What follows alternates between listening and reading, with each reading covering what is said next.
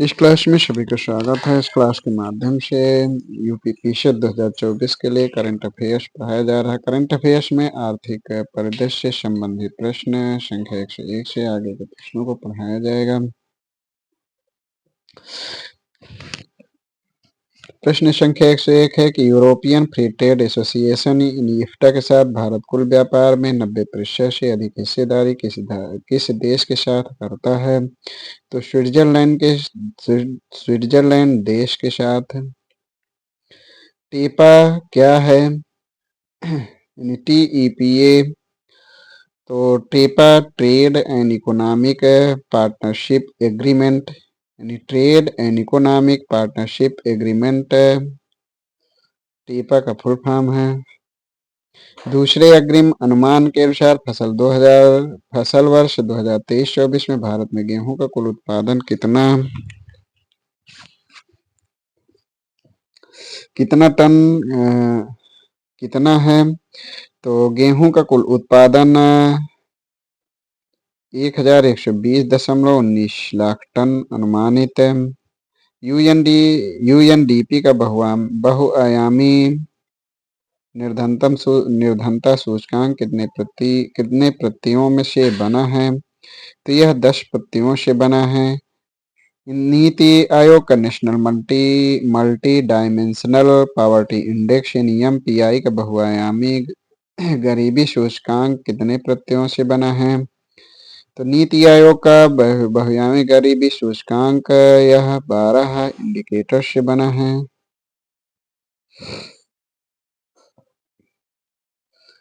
नीति आयोग द्वारा जारी national multi dimensional poverty progress review 2023 नामक रिपोर्ट में कौन सा कथन सत्य है?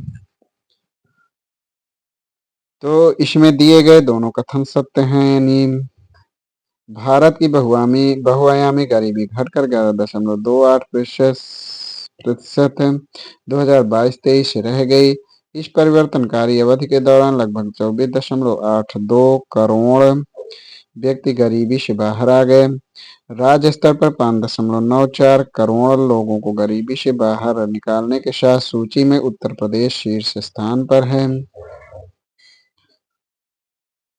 दूसरे अग्रिम अनुमान के अनुसार फसल 2023-24 में भारत में श्री अन्न का कुल उत्पादन कितना है? तो भारत में श्री अन्न का कुल उत्पादन 128.91 लाख टन अनुमानित है।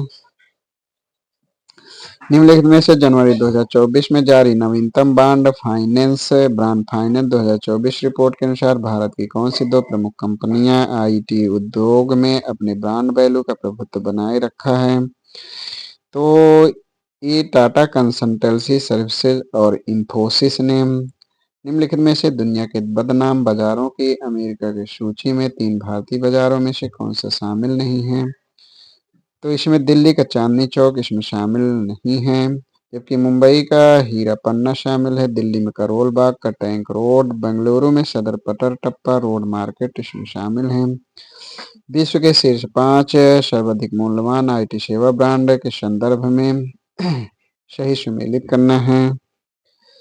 तो इसमें है ए सेंटर, यानी इसका जो विकल्प है वही सही है। यानी ए सेंटर का फर्स्ट रैंक, टीसीएस का सेकंड रैंक, इन्फोसिस इसका थर्ड रैंक, एशियल टेक का इसका 8 रैंक और विप्रो का इसका 9वां रैंक।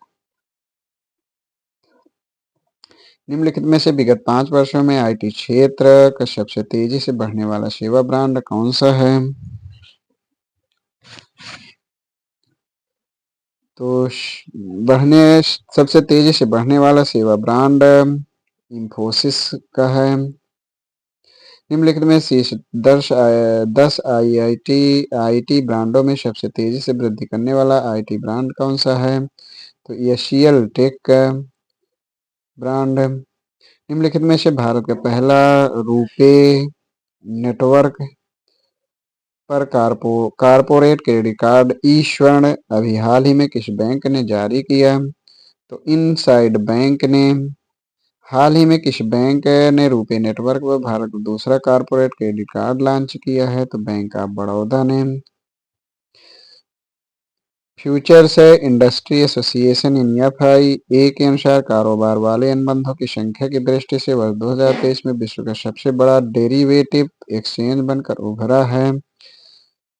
तो national stock exchange (NSE) world employment and social outlook 2024 के अनुसार वर्ष 2024 में वैश्विक बेरोजगारी दर कितने प्रतिशत तक बढ़ने की संभावना है? तो 5.2% बढ़ने की संभावना है। World employment and social outlook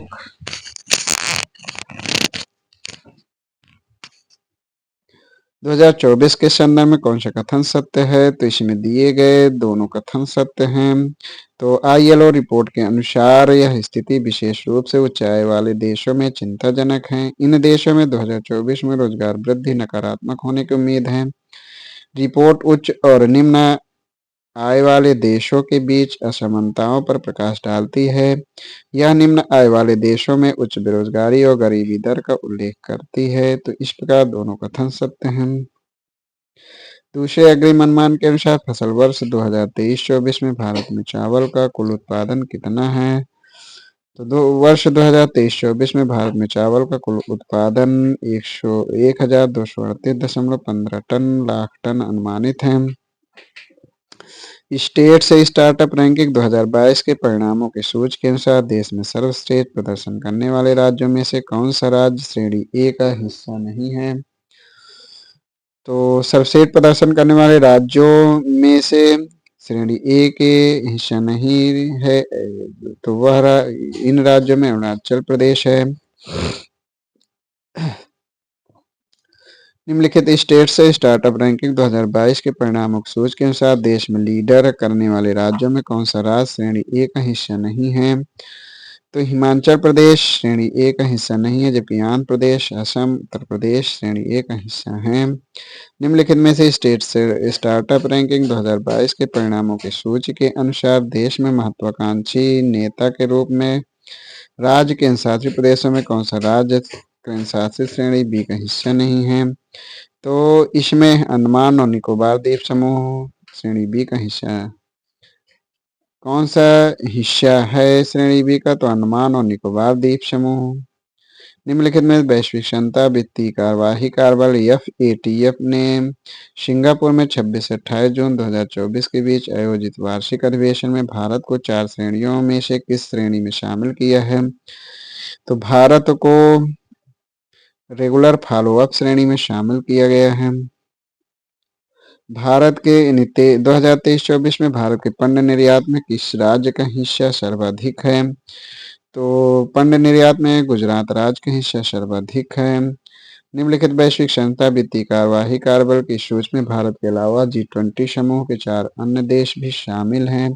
इस सूची में शामिल देशों की संख्या में भारत किस नंबर पर है? तो भारत 5वें नंबर पर है।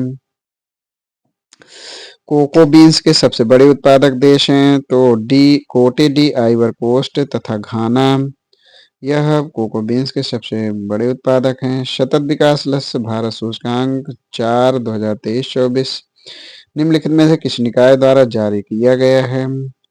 तो यह नीति आयोग द्वारा जारी किया गया है। निम्नलिखित में से कौन सा राज्य नीति आयोग द्वारा जारी सतत विकास लक्ष्य भारत सूचकांक 4 2023-24 में देश के सभी राज्यों में सबसे निचले स्थान पर है? तो सबसे निचले स्थान पर बिहार राज्य है। एसडीजी इंडिया इंडेक्स 4 2023-24 के संदर्भ में सतत विकास लक्ष्यों में उपलब्धि के आधार पर विभिन्न संवर्गों में रखा गया है। निम्नलिखित में से कौन से इन संवर्गों में शामिल है? तो इसमें सभी इसमें सही हैं। यानी आकांक्षी राज्य 0 से 49 स्कोर पर, प्रदर्शन करने वाले राज्य 50 से 64 स्कोर पर, अग्रणी राज्य का जो स्कोर है वो 65 से 99, सफल राज्य का जो 100 स्कोर पर रखा गया है। भारत सरकार वर्ष 2030 तक वस्तुओं एवं सेवाओं के कुल निर्यात को बढ़ाकर कितने स्तरों तक ले जाने के लक्ष्य तक लाने की एक कार्य योजना पर कार्य कर रही है? तो अमेरिकी डॉलर 1000 बिलियन। 8 से 9 जुलाई 2024 को मास्को में संपन्न भारत रूस द्विपक्षीय शिखर वार्ताओं में भारत रूस के बीच व्यापार को वर्ष 2030 तक बढ़ाकर कितना करने का लक्ष्य निर्धारित किया गया है। तो भारत रूस के बीच व्यापार को 2030 तक बढ़ाकर 100 अरब डॉलर करने का लक्ष्य निर्धारित किया गया है। निम्नलिखित में से हुरून इंडिया रिच लिस्ट 2024 के अनुसार भारत के सबसे अमीर व्यक्ति के रूप में किसे स्थान दिया गया है। तो गौतम अडानी को। किस हवाई अड्डे पर भारत का सबसे बड़ा किफायती एरो लाउंज लॉन्च किया गया। तो कोची इंटरनेशनल एयरपोर्ट और एयरपोर्ट पर सबसे किफायती एरो लाउंज लॉन्च किया गया। किस अफ्रीकी देश ने दुनिया का दूसरा सबसे बड़ा हीरा खोजा है। तो बोत्सवाना ने दुनिया का दूसरा सबसे बड़ा हीरा खोजा है। निम्नलिखित में से किसने बेहतर खरीदारी के लिए एआई असिस्टेंट रिफ्यूज लॉन्च किया है। तो अमेजॉन ने एआई असिस्टेंट रिफ्यूज लॉन्च किया है।